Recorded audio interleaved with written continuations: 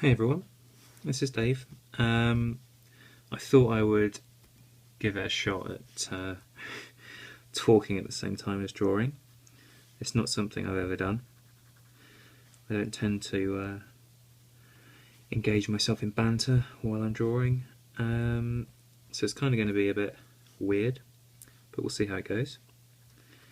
I've watched a few other artists who kind of do a running commentary while they're working, and sometimes it can be really interesting because while you're drawing, for a lot of people, drawing is like it's an escape and it's a way of relaxing. And after a day at work, it tends to help chill me out a little bit. It gives me something else to focus on, and just that sort of relaxed state makes you just really talk honestly and openly, sort of thing. And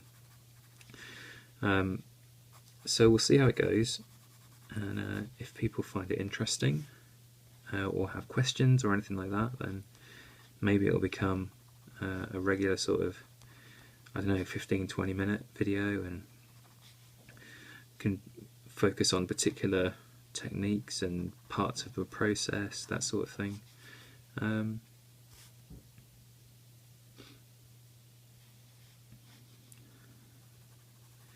I think the main thing is for people who, drawing is just a hobby. I certainly find it interesting to listen to how other artists are getting on and things they've experienced, and just passing on that knowledge. Really, it can be invaluable. And if you haven't got anybody that you know personally offline, who you can talk to about, where you go to find the right people who will be able to answer the questions that you have, it's kind of an invaluable tool.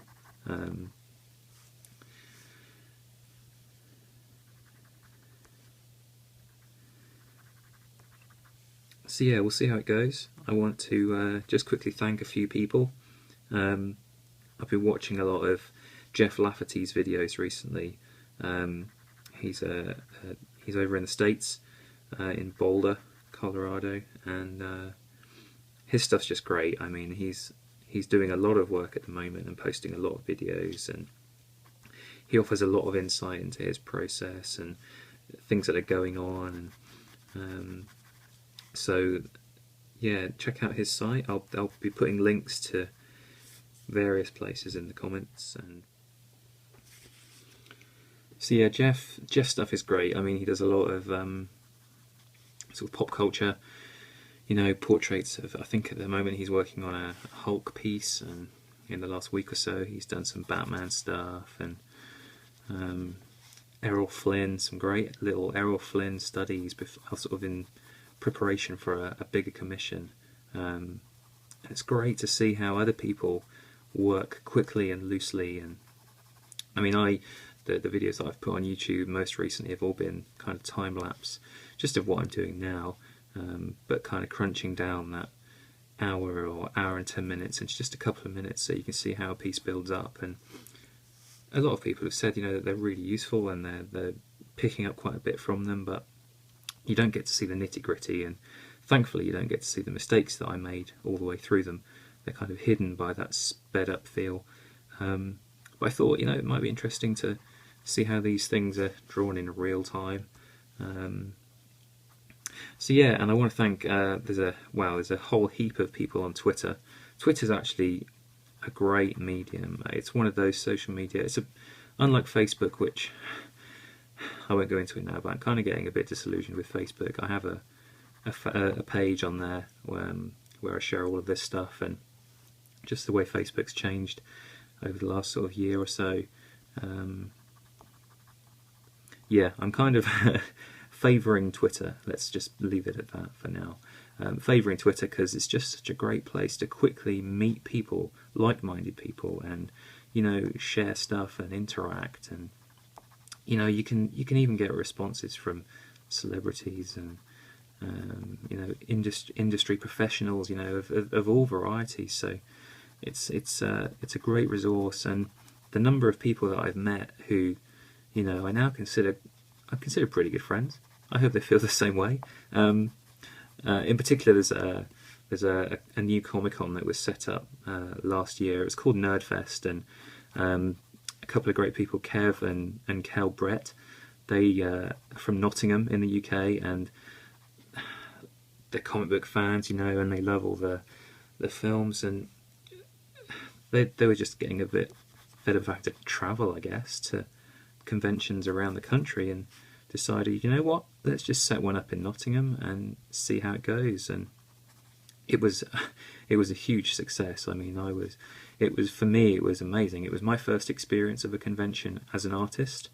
I booked a table after a bit of gentle persuasion, and for me it was great because you just get to meet so many brilliant people and fellow artists, you know, and quite a few people from Twitter went along, and that was great. So, you know, all the people who retweet stuff and favourite stuff on Twitter, Mike is he's a bearded wonder. His beard is fierce, and I know he won't mind me saying that. Yeah, meeting Mike at Nerdfest last year was great. I mean, Mike's style has progressed so immeasurably, really, in the last few years, and you know, it's all from being able to interact with people whose work you admire, and you know, ask them questions and pick up tips. And there's quite a few artists I'm, you know, following and have been following on Twitter for some time, and you can kind of see that evolution in their style, and you can see that they're progressing as they want to, and get a little bit closer to, you know, maybe making a go of it, and being able to make a bit of money from it, and heck, maybe even making it into a full-time thing. So yeah, there's the people from Nerdfest from last year, and it's all going ahead again this year.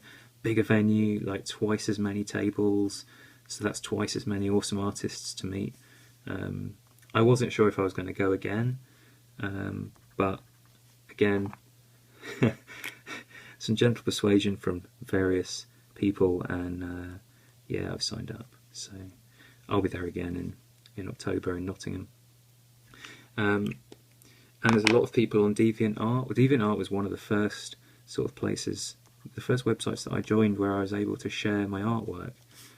I mean, before the internet, and that time did exist. Before the internet, there wasn't really a way of getting your work out there and just getting general feedback from people and general reaction. And so for me, it was just friends and family would, you know, tell you what they thought, and that's great. It just keeps spurring you along. But you know, for all the bad things about the internet, there's some good stuff too, and it comes from surprising places sometimes, and you just can't predict what's going to happen and who you're going to bump into, and you know, chance encounters with things could lead to opportunities here and there. And if you've been following any of my videos on YouTube for a while, you might remember the Hawk poster that I was asked to do in 2011, I think it was. That was just a chance encounter on DeviantArt. I'd got some work on there, and the guys who made Hawk, the short film, a couple of guys who went to university together, managed to get this nice budget and make this short film, and worked on it for years, you know, in their free time and weekends, and editing it and doing the effects for it. And one of the guys got in touch with me and through DeviantArt and asked if I wanted to do a poster for them. And it was one of those situations where I could easily have said, you know, I'm sorry, it's not really my thing. But I thought, you know what, just go outside that comfort zone for a minute, and you never know what might happen. And it was really tough. I mean, it was a tough couple of months that I spent working on that, working at a pace that I wasn't really used to, and it was a really short deadline for such a big piece. But you know, the experience that I gained from it, and the people that I met through working on it as well, was great. And you just can't predict how these things are going to work out. So more often than not now, you know, if I'm asked oh, could you do this for me? Could you do that? I have to be careful because I have to balance it with the day job, and I don't take on many commissions simply because I work on a computer all day at work, and anybody who works with a computer all day will tell you that it can be really tiring, and you never know if you're going to have a bad day, if you're going to have a good day. So I don't like to commit to too much and then feel like I'm under pressure to get it done.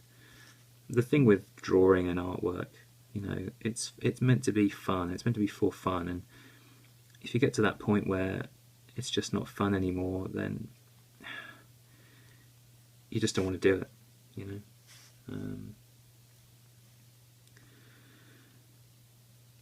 So this piece is obviously a fair way through.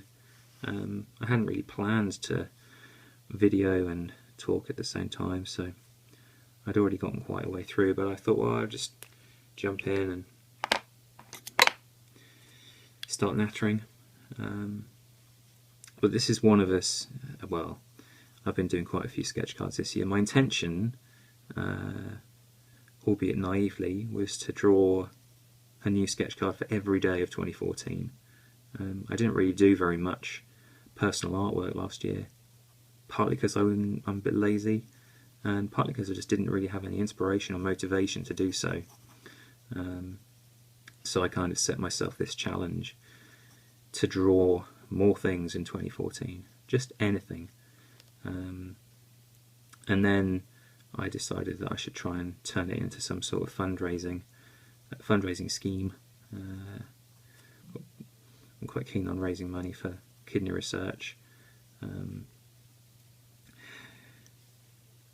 So it kind of evolved into, well, what better way to keep drawing than and get back into drawing generally than to draw something every single day.